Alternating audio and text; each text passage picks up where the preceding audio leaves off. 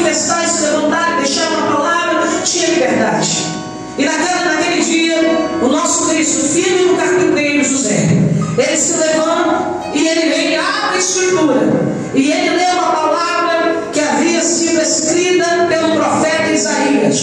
E ele lê dizendo: o Espírito do Senhor está sobre mim, pelo que ungiu para evangelizar os pobres, enviou-me para proclamar libertação aos cativos e restaurar da vista aos cegos, para pôr em liberdade os oprimidos e apregoar o ano aceitável do Senhor. Aí ele cai. Ele diz: o ano aceitável do Senhor.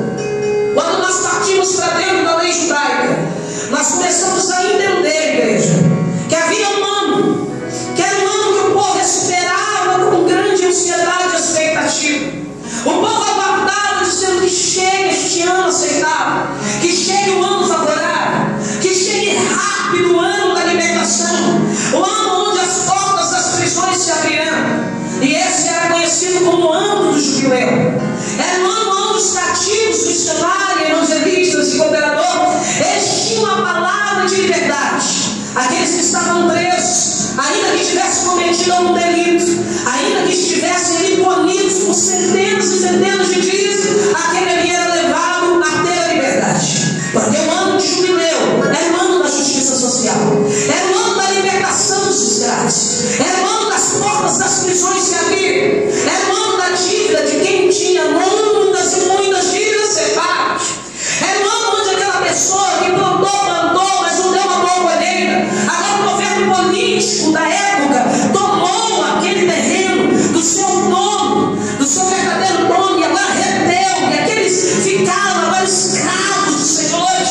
e agora se tornaram prisioneiros na sua vida espiritual, na sua vida financeira. É um ano de agora aqueles territórios, aqueles terrenos serem devolvidos para aqueles donos, e eles tomarem posse das suas terras. É um tempo de conquista, é um tempo de devolução, é um tempo que o povo aguardava. Só que esse ano chamado jubileu, ele só acontecia de 50 em 50 anos. Eu quero que você repita comigo: 50 e 50 anos. Olha para esse irmão que está do seu lado e pergunta para ele: você gosta da palavra de Deus?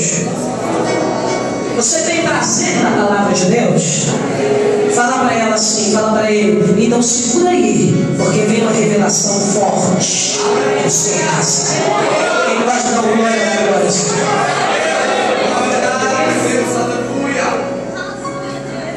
O ano do jubileu era um ano esperado, mas imagina, 50 e 50 anos.